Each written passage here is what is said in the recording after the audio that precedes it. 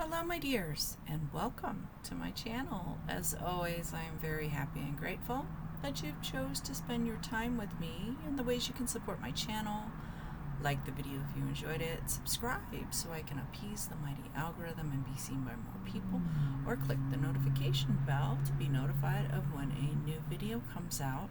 And I do hope that you are all doing well, but if not, I do hope things will get better for you soon. But in the meantime, join me in meeting the Between the Worlds Oracle cards. And this was created by Monica Bodirsky. I hope I said that right. And it was published by Red Feather, released November 8th of 2022, so it's been around for a while.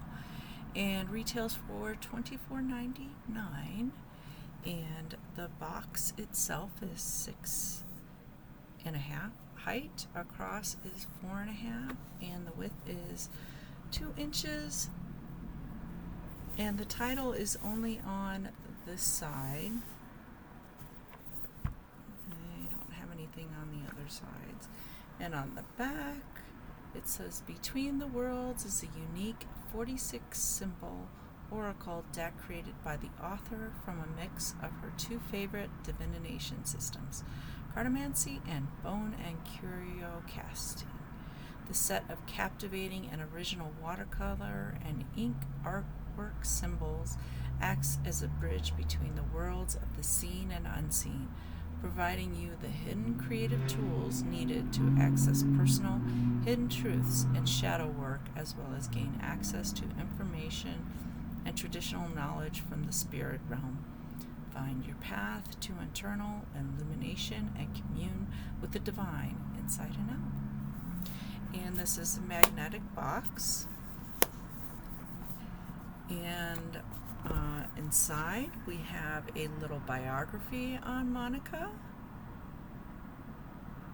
and then on the inside it doesn't come with a ribbon, so it might be a little difficult to pull the guidebook out. We will go through this. It's pretty chunky, but we will go through that. And I really do not like this insert at all. The cards will move if you have it standing up and then do that. They will move. I've had them move. And the second thing is trying to get to them. This insert does not go all the way down. So basically you're going to have to pop them out yourself. And this is not removable. So that was one of the things I really didn't like about the boxing of it. And reversals, if you use them, they won't be revealed. And the cards themselves are smaller than your traditional. And the measurements of the cards are 3.5 height, across is 2.5. And the width of the deck is 3/4 of an inch. And there are 46 cards in this deck. Alright, so let's go ahead. And the other decks by Monica are the Awakening Tarot, the Shadowland Tarot, the House of Shadow, Lenormand, and the Shadowland Lenormand. And I will link her website to where you can purchase them. And I do believe Amazon has these as well.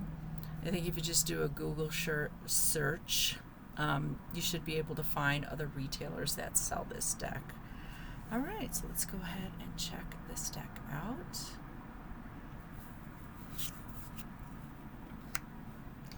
And these are items that Monica has collected, and she has included them into the deck.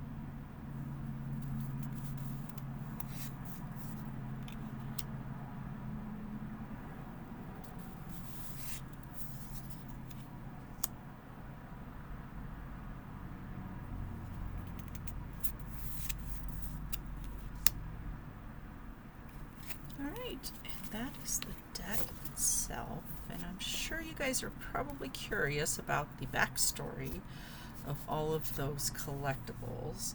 And the cardstock is thick. It seems like it's kind of stiff, but it's still bendable.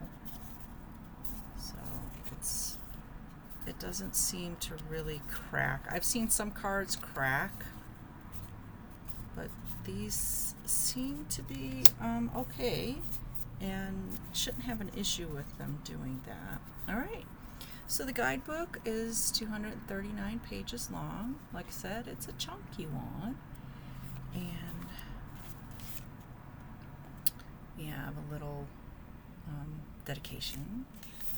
And then we have the contents page. It has all of the different cards and some more information there. And in the beginning, it's a little wordy. I guess that's the best way I can put it. You have a foreword from Debbie Denard, and she just basically talks about meeting Monica and basically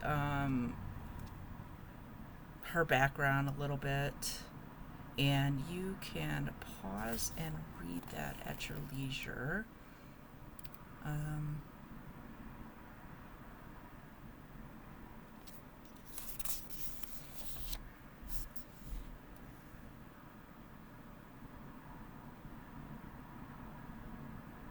And this is Debbie's background. And it's just like she just talks up Monica, and she just gives you basically how she feels about her and things like that. And then we have a little bit about Debbie and her background, even more. And then we have a preface by Monica, and she goes into her background and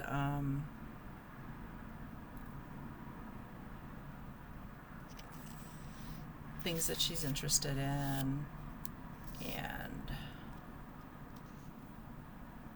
her views on certain things. You guys can pause that and read that at your leisure.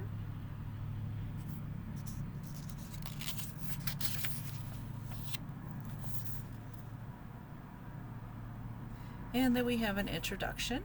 We have a poem.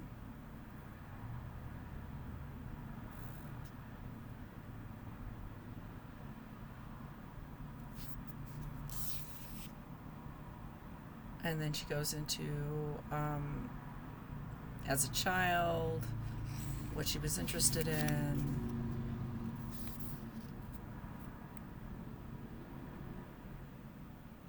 and growing up. And then when collecting, she just goes into explaining her collecting. And then her art and spirituality, goes into her background about that. And she talks about the Lenormand.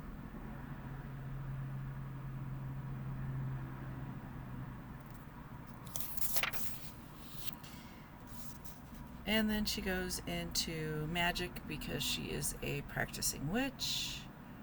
And kind of goes into her background about that.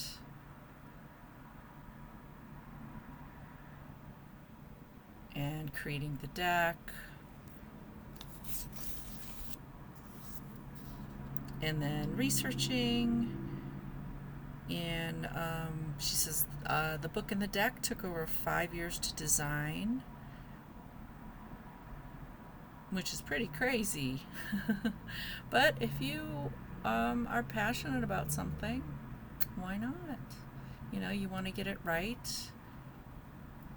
And then she goes into what research she did for the deck.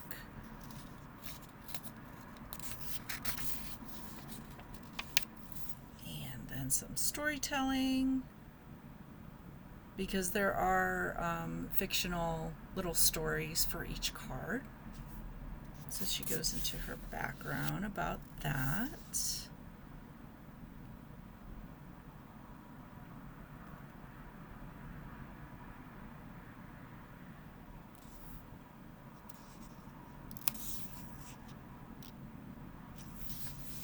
And then we go into the actual cards.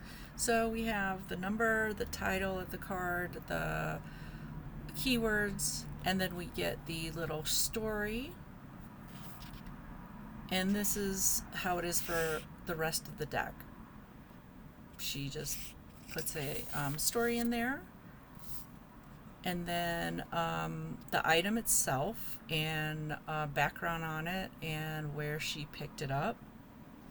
And then we have a message, and then we have advice to give on it.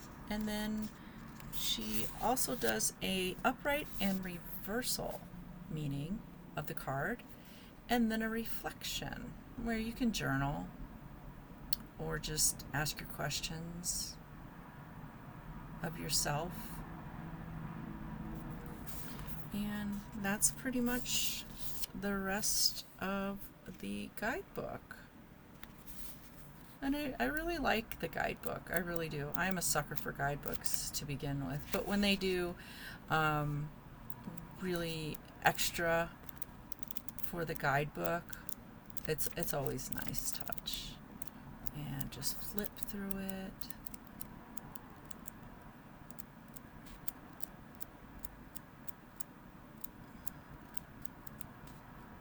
And then go into how to use the cards, astral altar, cleansing and charging your deck, and goes into working with your ancestors, kind of researching your ancestors as well, and then talks about creating an altar to honor your ancestors and to charge or cleanse your cards.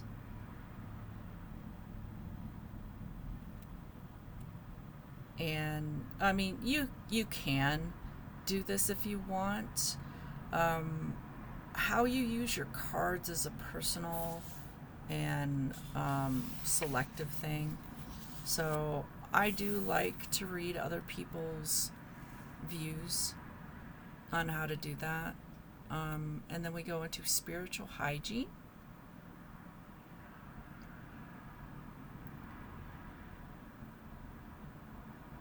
And I will let you read that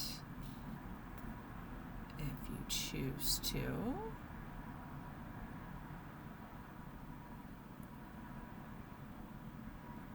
And then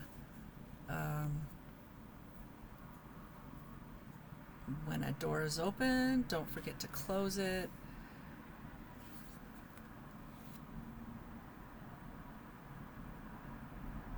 Basically, it's just saying after you're done, you're just closing your reading, pretty much. And then it goes on to her, I guess, views on being a shadow path practitioner and what she does. And, you know, just talking about how people may have differing views or think it isn't necessary. Some people believe that they need to do it. Yeah. So, like I said, it's a personal choice of how you want to do that. And then we go into reading surfaces and storing your cards.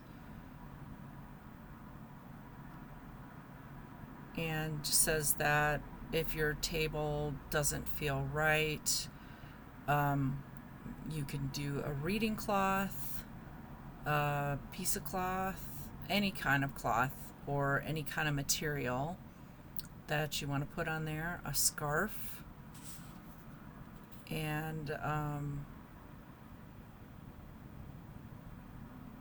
then storing your cards, how you can do it as well. It's totally, you can try some things if you want, or just leave it in the box and put it on the table or your shelf. It's all up to you. And then turning the cards. So she's just talking about upright and reversals. And then shuffling. Goes into a little bit of thing about shuffling. And questions and clarity.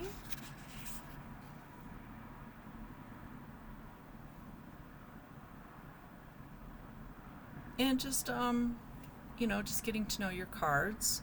And questions are a big thing, because it will help you understand the cards and their meaning if you can understand what the cards are saying. Okay.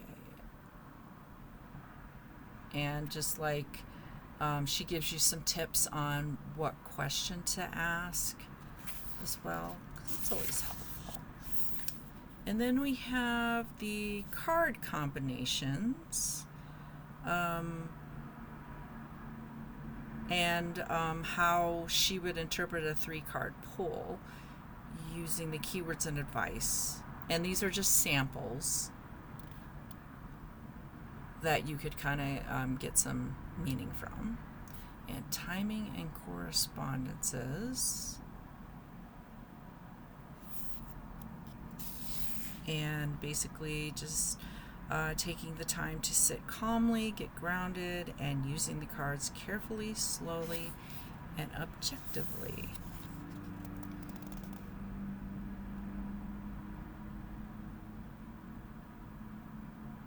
And then we have a weekly timing, and she's given you some of the different planet, moon, and energy, planet, gods, and energy for the certain days of the week. And then if you are working with those, and then seasons, if you're working with those. And she gives you a little bit of background on each season, what they represent if you're working with the seasons. And then other timings, the weather, and the element and the energy for that weather. And then we have numerology, and I really like this because it shows you for tarot which is one of the things I really think that you need to learn when you do the tarot, is learn numerology as well, because that will help you to understand the 1s, the 2s, the 3, 4, and up to 10. And then you have your number, your keywords, and the tarot card that it represents. And then some people like to use astrology signs in their reading, and basically gives you a background on those. And basically, if your question is about certain things like your health and your finances, as she points out certain cards for those. And then basically she also throws in using cards in combination with other systems, like tarot and other decks that you may use. And collecting your own items.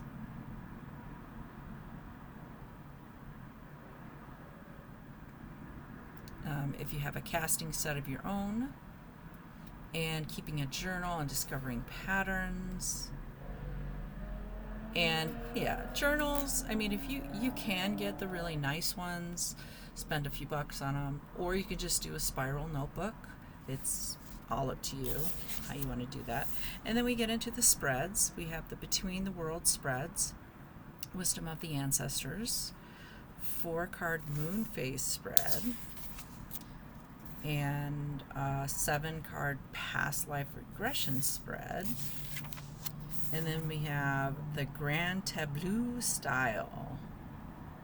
That spread, that's a huge spread. And then we have a life purpose spread. And mystical 9-card layouts. We have gift, challenges, and outcome spread. Past, present, and future spread. Relationship spread, or the magic 9-card X, path to success, and pick a pile readings. And this is, I do believe,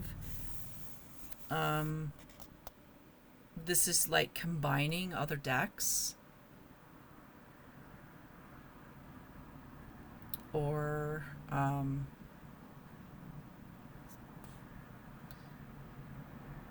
making your deck into different stacks as well. So, and then we go on to conclusion. And I like that she gives you a little bit of encouragement. Don't give up. And then we have some references and contact information. And then we just have acknowledgements. All right, so let's go into the shuffling. Now, since these are so little and they are kind of stiff, it's going to take a little while for them to become a little bit flexible, if they do at all. I know some decks they never will get flexible. They're just so stiff. And you can do this way. You can do the overhand shuffle. There's no right or wrong way to do the shuffling.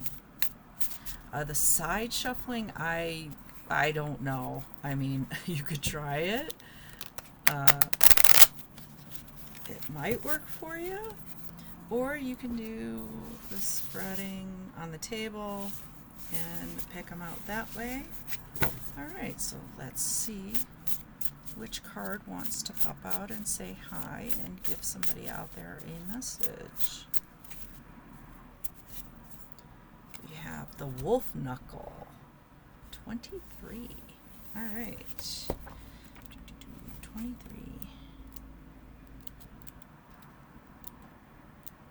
All right, education and ignorance, leader of the pack. Wolves are the best. They can tear out your throat in a second. Beer guy took a long pull off his bottle, let out a howl, and slammed his hand down on the bar. Another round. A logo with the stylized head of a snarling canine surrounding the team named Wolverton Wolves was on his sport jacket. Jonah, part-time bartender and student at the university across the street, intervened. Some cultures held wolves in high esteem, and not because of their ferocity, but because they are natural teachers and leaders. Oh, sure, like being able to rip out throats of their enemies? Yelled Beer Chugger. Well, you go to school here, I assume, so you're learning something, I guess. You bet! I'm learning that the front of the pack is the place to be. Alpha leader! He yelled at no one in particular and raised his glass to himself. Jonah smiled. Cool. Well, I'm the alpha at the back of the pack. Item. Many people gift me with animal bones, knowing that I often use them for art, jewelry, or casting. This knuckle came from a friend many years ago when we were discussing the wolf medicine of alpha wolves, who are pack leaders but often run behind the pack, keeping them moving forward. Message. Teaching and learning manifests in many ways, and motivating people sometimes require leading from the back of the pack. Advice: upright. This is the best time for you to learn something, regardless of what it is. You are an ideal student and have incredible capabilities to absorb and disseminate large amounts of information. If you feel uncomfortable with this, ask yourself if you are motivated or if you are studying the right materials or subject. Enroll in a class, get a mentor, join the pack. This is a good time for you to be a part of the group with common goals. Life will be presenting you with an amazing array of learning opportunities at this time, so look at anyone as a potential teacher. You will be sharing your knowledge with others in a leadership capacity and may consider becoming a teacher or volunteer instruction as a new career. If you are already a student or teaching, this card is an affirmation that you have chosen well. And if it was reversed, you may be feeling larger than your knowledge base right now, so stop for a moment and think about how you can perceive the situation differently. Do you need to learn a new skill or ask for mentorship from someone who can offer precious insights? You may be also confronted with ignorance from others who are able to see the subtlety of your modeled behavior, your spiritual views, or your cultural affiliations or gender preferences. Do not subject yourself to humiliation or degradation in any way due to your own shadows. Think of how you can learn to move forward with this lesson in a healthy way. Does it mean finding new peers? Does it mean it is your path to educate? Or is it time to question your ego and need for attention? To maintain balance, it may be time to broaden your perspective about inclusivity and accept the diversion of those in your pack, or consider finding a new pack. Reflection. What did you learn from school that helped you in life? What have you learned in life that you couldn't at school? Do you see those with degrees are inherently more intelligent? How do you feel about your own intelligence? Do you always feel you are right in any given discussion? Where can you try to lead from behind? All right, so that is basically this deck. And let me know what you thought of it. And if you do own it, let me know how it's working out for you. Yeah, see the card holder will move. Yeah, it doesn't really hold it. I know my early example was kind of a failure. All right, so let me know what you think of the deck. Like I said, if you own it, let me know how it's working out for you, or if it didn't.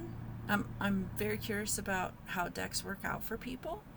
If it's a no for you, let me know what turned you off about it.